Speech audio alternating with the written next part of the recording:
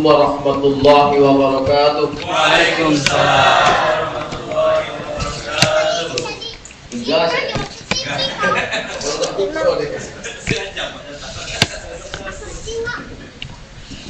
A'udzu billahi minasyaitonir rajim. Bismillahirrahmanirrahim. Alhamdulillahi rabbil alamin.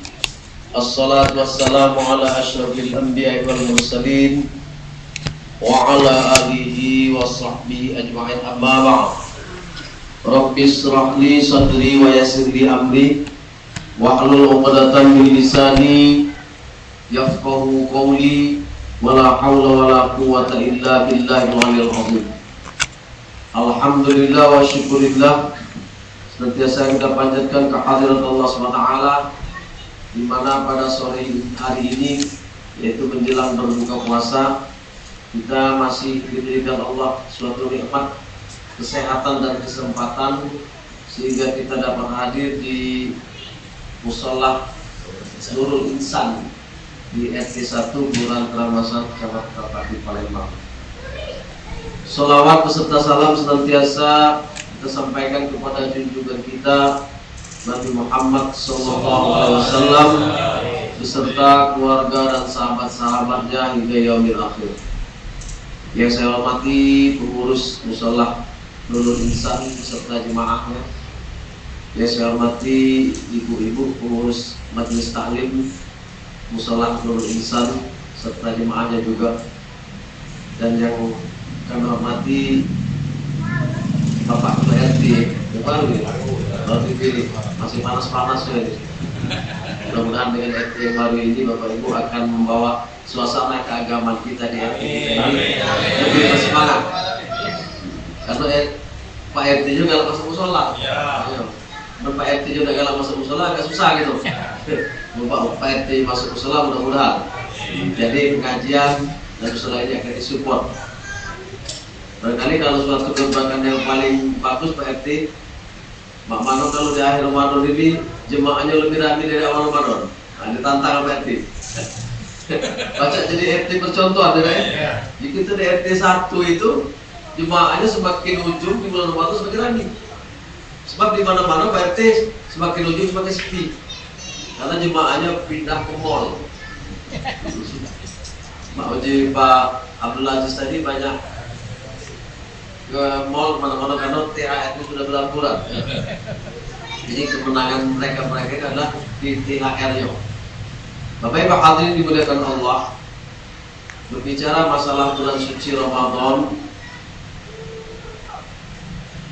sebagaimana ayat yang dibacakan oleh qari kita tadi, ya ayyuhalladzina amanu kutiba alaikumusyamu kama kutiba alal ladzina min qablikum la'allakum tattaqun ayyaman ma'dudat. Ya ayyuhalladzina amanu, hai orang-orang beriman. Artinya Bapak Ibu, perintah puasa ini ditujukan dengan orang yang beriman. Kalau tidak beriman tidak ditujukan Allah. Makanya bapak-bapak, ibu-ibu banyak itu jengok enggak puasa lagi. Karena tidak puasa tidak beriman artinya. Karena ayatnya jelas. Karena Bapak Ibu, ayat Al-Quran ini diturunkan dua tempat. Yang pertama di Madinah, yang kedua di Mekah. Makanya sering disebut ayat Madaniyah dan ayat Makkiyah. Kalau ayat Makkiyah, ayat-ayatnya diturunkan di Mekah. Biasanya Bapak Ibu, kalau ayat-ayat diturunkan di Mekah itu Allah memanggil dengan masyarakat bangsa itu ya ayyuhan nas, hai manusia. Tetapi kalau ayat itu ya ayyuhalladzina amanu, hai orang-orang beriman.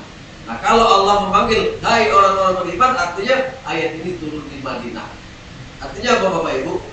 Perintah puasa ini ditujukan kepada orang-orang yang beriman. Artinya apa Bapak Ibu? Ketika kita tidak puasa dengan sengaja, maka itu kita tidak beriman. Kita baca itu kan kalau beriman kalau sengaja tidak puasa.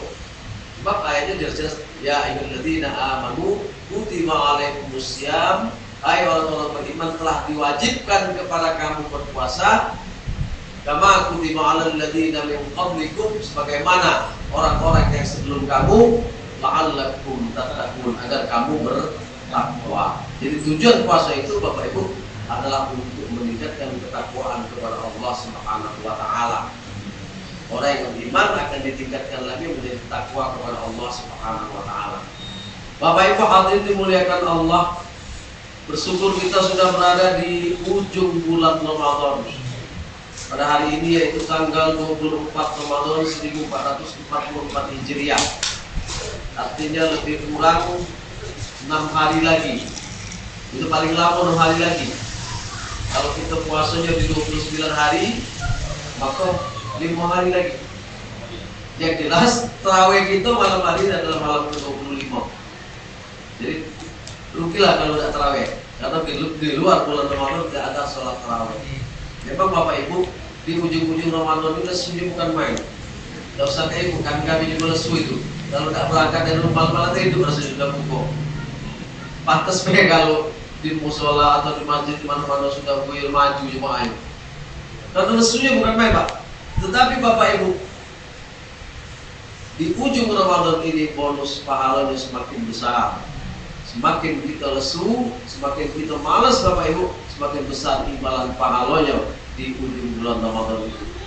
Apalagi di 10 terakhir bulan Ramadan ini Bapak Ibu, di malam-malam ganjil itu kita disunahkan untuk iktikaf di masjid.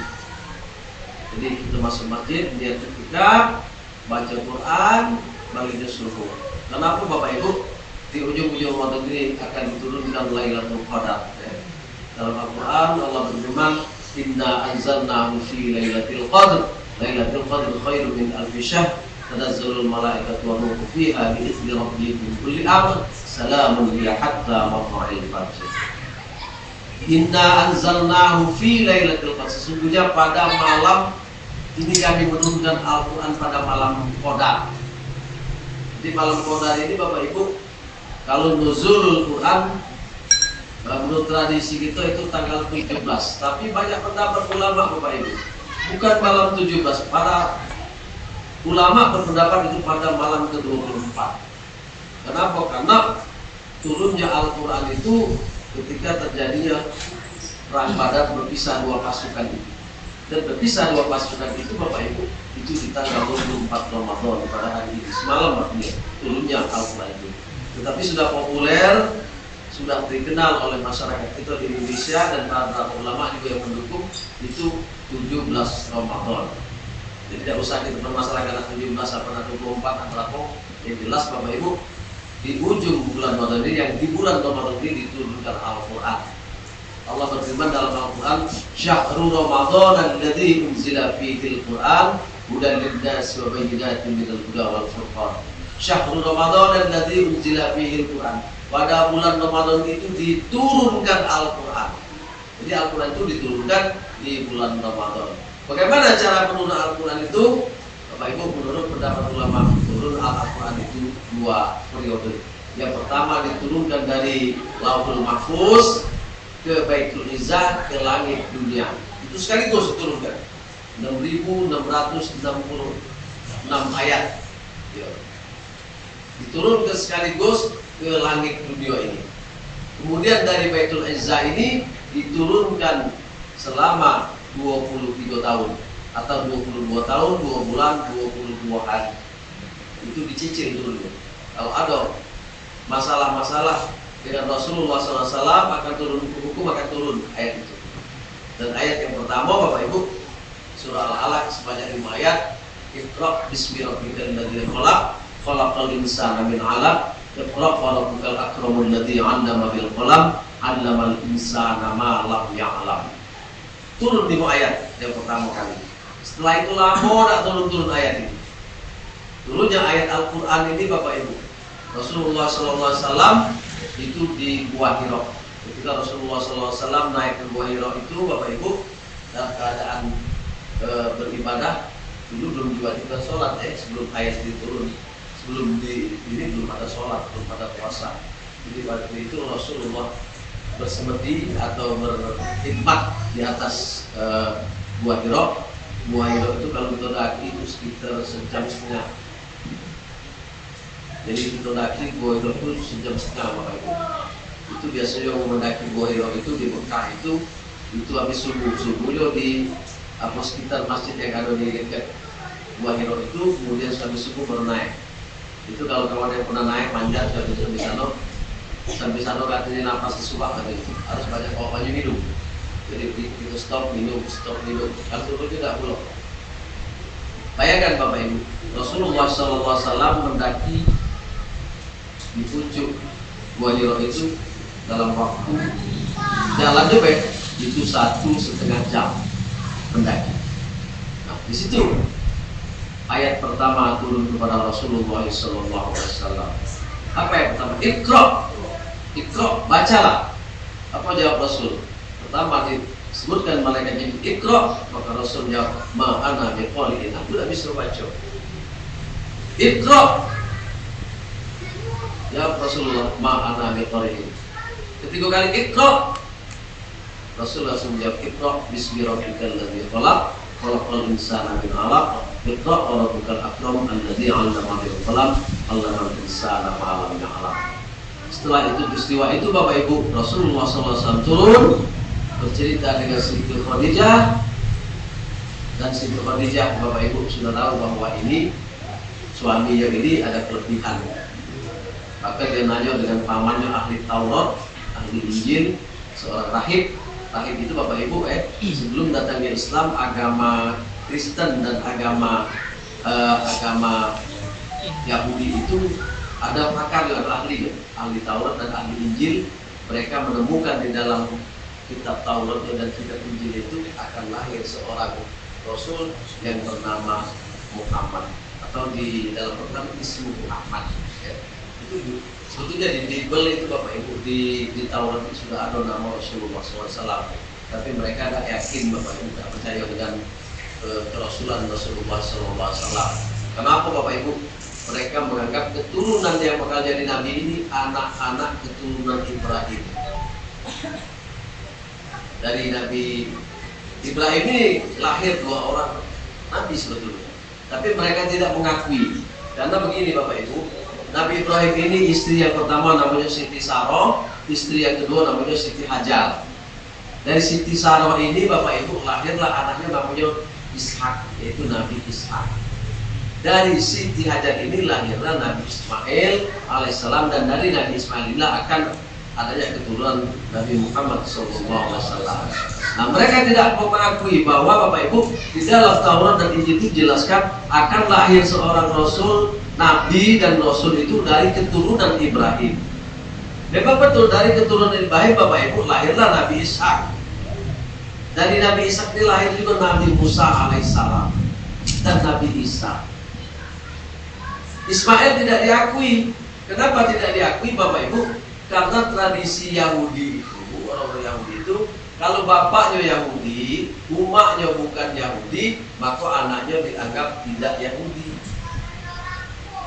Beda dengan Islam. Kalau Islam keturunan itu termasuk keturunan bapak. Kalau bapaknya Yahudi, umak bukan Yahudi, anaknya tetap Yahudi kan. Sama lah gitu, kalau bapaknya Palembang, umaknya bukan orang Palembang, anaknya tetap Palembang kan. Tapi tradisi di Yahudi itu Bapak Ibu, kalau bapaknya Yahudi, umaknya Yahudi, baru anaknya Yahudi. Makanya umaknya Nabi Ismail ini, Siti Hajar ini bukan orang Yahudi, orang Mesir. Makanya tidak ngakui dia Ismail ini dari anak yang tidak sah menurut dia. Karena apa? Karena umaknya bukan Yahudi. Sedangkan Ishak tadi umaknya Siti Sarah itu Yahudi. Nabi Ibrahim Yahudi, umaknya Yahudi, maka dia Yahudi atau Bani Israel. Jadi keturunan Rasul-Rasul itu Bapak Ibu, hampir semua Rasul dan Nabi itu sudah dimaktubkan, sudah tertulis dalam perjanjian Taurat, Injil dan sebagainya itu adalah dari Bani Israel, anak-anak orang-orang Israel.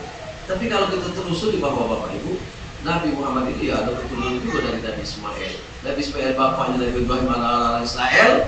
Iya, Nabi Ismail Israel juga. Dan yang terakhir Nabi Muhammad SAW itu keturunan Quraisy. Ya. Tapi itu masih ada pecah keturunan dari Israel juga.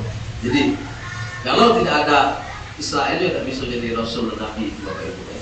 Itu sudah dituliskan dalam beberapa kitab yang terdahulu, kitab Injil, Taurat dan sebagainya itu. Nah Bapak Ibu hadirin dimuliakan Allah, orang-orang Israel itu tidak mengakui Rasul itu sebagai Nabi karena itu tadi alasannya. Tapi mereka mengakui Bapak Ibu Al-Quran itu sebagai petunjuk dan pedoman hidup. Jadi Al-Quran mereka yakin, Nabi-nya tidak mereka yakin. Lain dengan Mas Nasrani. Kalau Nasrani Kristen Bapak Ibu, Nabi-nya tidak diyakini, Al-Qurannya apalagi tidak diyakini. Cuma kita meyakini bahwa Nabi Isa alaihissalam itu adalah Rasulullah sallallahu alaihi wasallam. Rasul itu Nabi Isa alaihissalam. Tapi mereka menganggap Nabi Isa alaihissalam itu adalah Tuhan mereka, Yesus. Nah ini yang kekeliruan mereka. Dan diluruskan itu bahwa Isa alaihissalam itu menurut pendapat kita adalah Rasul utusan Allah SWT kepada Bani Israel. Ya. Jadi Bapak Ibu, lahirnya Nabi Musa itu tidak berhasil itu mentauhidkan Bani Israel itu. Diutuslah Nabi Isa lagi di kalangan Bani Israel itu cuma dapat 12 murid, sikap muridnya juga yang membelot.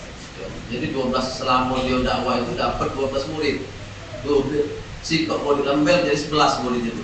Itulah yang nulis kitab Matius, ya, Markus, yang Injil-Injil itulah ditulis oleh murid-murid Nabi Isa AS. Dan sehingga Injil-Injil itu Bapak Ibu sekarang ini tidak lagi ada asli, cuma perkataan-perkataan yang ditulis oleh murid-muridnya untuk Isa AS.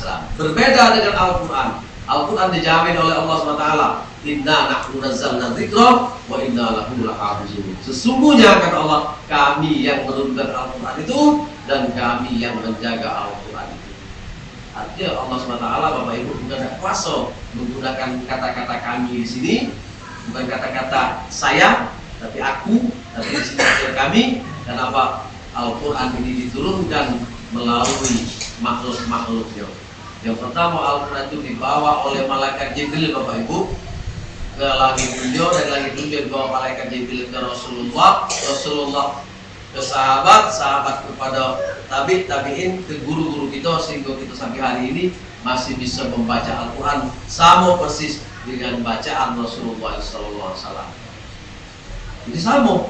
Jadi turunnya itu melalui makhluk-makhluk Allah. Maka Allah menggunakan nahnu, kami. Kemudian Allah yang jago Al-Quran itu Bapak Ibu. Al-Quran itu tidak bisa salah, satu baris pun, satu huruf pun tidak bisa. Karena banyak yang hafal Al-Quran, dijaga oleh hafiz dan hafizah kita. Banyak yang hafal 30 juz Bapak Ibu. Kalau kita baca salah pasti ada yang tahu. Itu yang pertama dijaga oleh hafiz-hafizah. Yang kedua Bapak Ibu, dijaga oleh para ulama kita. Sebab dalam tata bahasa Arab itu ilmu nahwu sorong Bapak Ibu. Kalau bacaan salah, barisnya salah, hurufnya salah, itu mereka tahu. Tapi kadang-kadang mereka tidak galak apa langsung nyalain itu, paling video. Oh kamu tadi bagus bacanya ini kurang ini. Itu biasanya oleh ulama-ulama itu. Kenapa? Karena mereka ketika membaca Al-Quran itu mereka tahu baris kemana, kasro, baris bawah, baris kunci, baris depan, tahu ayat-ayat yang akan dibaca itu. Karena dengan ilmu tata bahasa Arabnya. Jadi ulama dengan ilmu bahasa Arabnya. Kemudian para ustadz-ustazah yang ngajar ngaji atau yang belajar ngaji, itu akan dia kata, ngapain lah itu saya udah benar baca itu. Buka Quran lagi mereka, jingok lagi. Itu artinya bagaimana Allah menjaga Al-Quran itu, sehingga apa itu terjaga dari satu hurufnya dijaga oleh Allah SWT dan tak bisa dipalsu-palsukan. Dulu Bapak Ibu ada cerita satu kontainer, satu kapal itu Bapak Ibu, Quran dicetak di Jepang. Dulu belum ada percetakan yang bisa cetak di Jepang. Di kapal ini Bapak Ibu ada mahasiswa kita yang numpang nak balik Surabaya juga, itu mahasiswa kita dari Kairo. Sementara nunggu di kapal tadi, baca dia. Nah, ada banyak kesalahan cetak. Entah itu disengaja atau tidak sengaja, lapor mereka. Lapor ke Kementerian Agama, Departemen Agama, waktu itu Quran itu disuruh balik nih, suruh muter. Nah begitu juga Bapak Ibu, kalau kita nemui cetakan Al-Quran yang ada sekarang yang salah, ini lapor ke Kementerian Agama atau ke depan, itu akan ditarik edisi. Jadi Al-Quran ini Bapak Ibu dijaga oleh Allah SWT dengan makhluk-makhluk Allah SWT lain. Yang terakhir Bapak Ibu yang jago ini, yang kita belajar ngaji ini benar-benar dari bacaan itu, No, misalnya tahlil itu salah, baca tahlil tadi ayatnya misalnya kalau ayat tahlil itu salah, misalnya itu digunakan oleh kita yang belajar di majelis tahlil di kelas-kelas bawah kita ini. Ini juga ikut menjaga Al-Quran. Inilah yang disebut dengan ahlul Quran. Makanya Rasulullah SAW bersabda, "Khairukum man ta'allamal Qur'ana wa 'allamahu." Sebaik-baik kamu kata Rasulullah orang yang belajar Al-Quran dan orang yang mengajarkannya. Jadi kalau nak kita termasuk orang yang terbaik, kita belajar ngaji. Jadi kalau yang ngajar ngaji, itu terbaik. Yang belajar nomor 1, yang ngajarnya nomor 2. Balik gitu ya. Masih banyak tak kalah. Jadi terus hadisnya diriwayatkan oleh Bukhari Muslim. Soal hadisnya khairukum man ta'allamal Qur'ana wa 'allamahu. Sebaik-baik kamu kata Rasul orang yang belajar Al-Quran dan orang yang mengajarkannya. Apa yang belajar kan lebih bagus ya. Rasul sebetulnya yang belajar dulu, baru yang ngajar. Sebab kalau udah kata yang belajar, juga yang ngajar. Bapak Ibu hadirin dimuliakan Allah. Jadi membaca Al-Quran ini Bapak Ibu seperti buah yang manis dan harum baunya. Jadi semakin banyak dibaca Bapak Ibu, semakin banyak pahalanya dan semakin kita menjadi tenang. Makanya dalam Al-Quran dijelaskan ala bizikrillah tatma'innul qulub. Hanya dengan mengingat Allah hati akan menjadi tentram. Bagaimana dengan Allah itu? Bisa dengan zikir la ilaha illallah, bisa juga dengan membaca Al-Quran. Sebab Al-Quran itu disebut juga az-zikri, untuk memberi peringatan. Jadi kalau Bapak Ibu rutin dalam baca Quran itu boleh sehalaman atau halaman sekali, hati itu akan jadi tenang. Ala bizikrillah tatma'innul qulub. Hanya dengan mengingat Allah, dengan bacaan Al-Quran, dengan berzikir hati akan menjadi tenang. Apalagi nak lebaran dengan tenang hati itu enggak sendiri. Padahal pula Bapak Ibu lebaran itu sudah sholat 2 rakaat dengan sholat balik selesai. Sama dengan hari-hari biasa. Terpulang pula gitu. Hari itu sudah berkumpul, waktu segala macam, pasar-pasar mulai rame, mal-mal rame, yang berbagi THR rame. Kadang nak minta sama sini pulau THR, minta dengan orang di luar Islam pulau, malu-malu tu dia deh. Itu Muslim, nak lebaran itu minta ke luar Islam, menurut aku malu gitu ya. Itu apa pula yang tidak dipakai ke lebaran ini? Padahal Bapak Ibu yang perlu di lembaran itu sendiri ini, yang 6 hari atau 5 hari lagi bulan Ramadan ini, ketemu gak kita Ramadan yang akan datang? Itu jadi pertanyaan. Masih ketemu gak kita Ramadan yang datang? Mudah-mudahan Bapak Ibu kita berdoa pada hari ini, insya Allah Allah akan ketemukan di bulan Ramadan di tahun depan. Amin. Ayo sedikit baca doa apa? Allahumma barik lana fi Ramadan wa ballighna Ramadan. Ya Allah berkatilah kami di bulan Ramadan dan sampaikanlah kami ke Ramadan yang akan datang. Mudah-mudahan Bapak Ibu kita akan disampaikan ke waktu Ramadan yang akan datang dan kita masih bisa mengambil manfaat, pahala dan ampunan dosa-dosa kita di bulan Ramadan ini sebagaimana hadis Rasulullah SAW, man shoma Ramadana imanan wa ihtisaban ghufira lahu ma taqaddama min dzambi. Barang siapa yang berpuasa dengan keimanan, dengan perhitungan, dengan kesabaran dan penuh percaya kepada Allah SWT, maka akan diampuni dosa-dosa yang telah lalu. Jadi puasa yang tadi satu puasa ini itu akan mendapat ampunan dari Allah SWT. Makanya pada Idul Fitri itu disebut Idul Fitri, kembali kepada kesucian. Artinya sudah bersih dosa-dosa kita. Jangan dibuat lagi. Jadi kakek nak nunggu ngumpet sana ngumpet sini. Kakek nunggu tadi siang cuma ini siang susah. Lebih baik itu sudah beli bukuan balik, ada bilang bukuan tadi atau ngajilah setelah halaman atau 2 halaman. Insya Allah Bapak Ibu itu akan menambah pahala kita di hari di yaumil akhir nanti, dan itu adalah persiapan kita untuk menghadap Allah Subhanahu wa taala dengan pahala, bukan harta yang banyak, bukan kedudukan yang tinggi, bukan rumah yang bagus, itu semua akan ditinggalkan.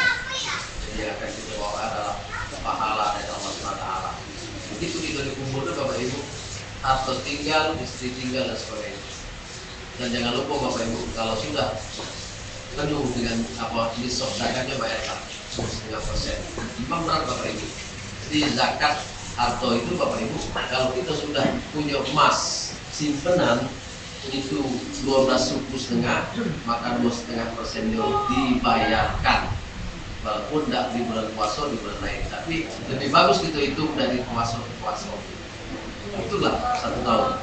Jadi kalau 12 suku setengah, kalau kali 5 juta berapa? Sekitar 80 juta ya. Sekitar 80 juta Bapak Ibu keluarkan 2,5%. Apa duit yang keluarkan?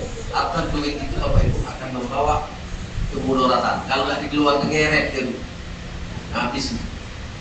Atau Bapak Ibu kita dianjurkan kita mati dalam keadaan su'ul khotimah, husnul khotimah. Jadi duit itu ngeret ya. Jadi memang berat Bapak Ibu keluarkan duit itu. Lalu itu besar juga duit ini. Beli ini berapa? 2 juta. Nah 2 juta. Jadi kalau kita punya duit 80 juta disimpan dalam 1 tahun, atau punya emas 12,5 suku disimpan dalam 1 tahun, itu dikeluarkan 2,5%-nya sekitar dihitung oleh Ustaz Apriyadi itu 2 juta. Berat 2 juta setengah 2 juta. Nah, 2 juta harus keluarkan bagi dengan fakir miskin yang ada di sekitar kita. Bapak Ibu, itu ada hak-hak mereka di tangan kita. Keluarkan 2 juta. Kakek nambah itu. Jadi ibarat pupuk Pak. Dan kita sempat pupuk, tanamannya subur. Begitu kita keluarkan zakatnya, tahun depan akan nambah. Kenapa? Yang terima zakat tadi Bapak Ibu berdoa tuh.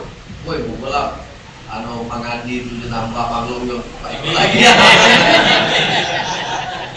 Iya kan? Walaupun dapat ditambah jadi 3 kan? Nambah lagi. Nah semakin gitu cuma menentukan zakat dan zakat harta dan sebagainya itu semakin akan bertambah oleh Allah Taala. Lain tahun dulu nikmat Allah laku suka dan nikmat berarti tidak bisa dimiliki ya. Bapak Ibu hadirin dimuliakan Allah, barangkali hanya ini saja yang dapat kami sampaikan. Lebih dan kurang kami mohon maaf. Dan kepada Allah kami mohon ampun. Wabillahi taufiq wal hidayah. Assalamualaikum warahmatullahi wabarakatuh. Waalaikumsalam.